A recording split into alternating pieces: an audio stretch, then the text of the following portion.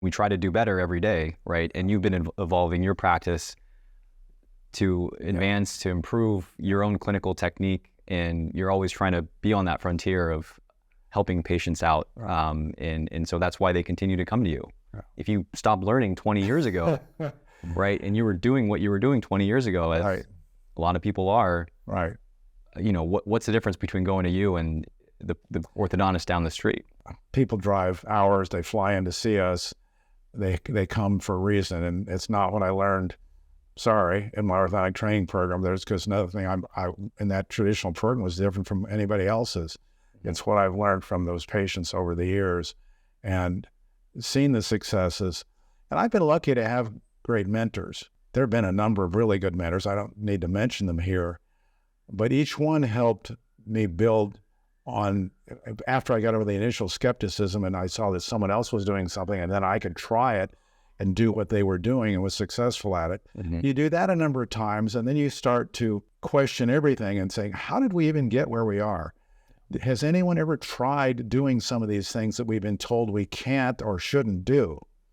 That takes a long time of confidence building before you're to that point in your career where you do that. I reached that point after I was doing a lot of things others were doing, but I just said, wait a minute, there's more to this. I have to try things that nobody else is doing and see if they're going to work out. And I started that many years ago, reopening extraction spaces for people who've had teeth taken out, adding extra bicuspid teeth where they're not missing any teeth, spacing teeth out for veneers and stuff, camouflaging class 2 patients by advancing lower front teeth, which everyone would, if they hear this, they'll think, oh, you're going to push the teeth off the bone support and cause the teeth to be lost.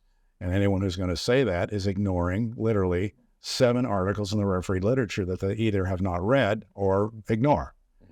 So it takes a time, once you've got to build that confidence and to start to do new things. And you don't make a big deal about it. You try to fly into the radar screen, because if someone goes for a second opinion, the world is not going to be happy with what you're doing. But you're compelled because you've seen the success and seen that someone comes back and says, Dr. Hang, you just moved my front teeth forward a little bit and now I don't snore. And you, what? My wife says I don't snore.